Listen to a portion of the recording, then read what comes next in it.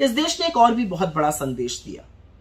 इस देश ने न सिर्फ बीजेपी को अयोध्या में शिकस्त दी, पर श्रावस्ती में भी, जहां पर नृपेंद्र मिश्रा जी के पुत्र लड़ रहे थे और घूम घूम कर कहते थे मेरे पिता ने मंदिर बनवाया, वहां पर भी भाजपा को हराया।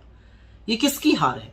ये हार है उन लोगों की जिन्होंने प्रभु राम को एक छोटा सा बनाकर नरेंद्र मोदी को उनकी उंगली थाम दी, जिन लोगों ने गाने बनाए हम राम को लाए हैं।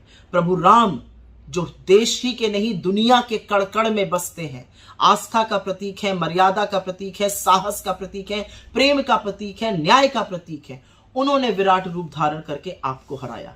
क्योंकि आपको राम का पुजारी बनना चाहिए था, आप राम के व्यापारी बन गए। और कमाल की बात तो तब है कि जब हिंदू खुद अपने हक के लिए, अपने अधिकारों के लिए जागा, जब उसने महंगाई और बेरोजगारी के खिलाफ वोट डाला, तो बीजेपी की आईटी सेल वाले हिंदुओं को ही कोसने लगे।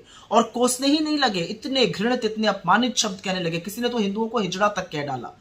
हिंदू जाग चुका है, हिंदू समझ चुका है कि धर्म के स्वयंभू ठेकेदारों से ना ये धर्म चलेगा, ना उनके बच्चों का भविष्य चलेगा। हिंदू जान चुका है कि उनके आराध्य का व्यापार करके, भगवान राम का व्यापार करके धर्म के ठेकेदारों को सबक सिखाना पड़ेगा। और हिंदुओं ने एक स्वर में आपको यूपी में, आपको बिहार में, आपको राजस्थान में, आपको महाराष्ट्र में, आपको पश्चिम बंगाल में, आपको तमिलनाडु में रिजेक्ट किया है हिंदुओं ने।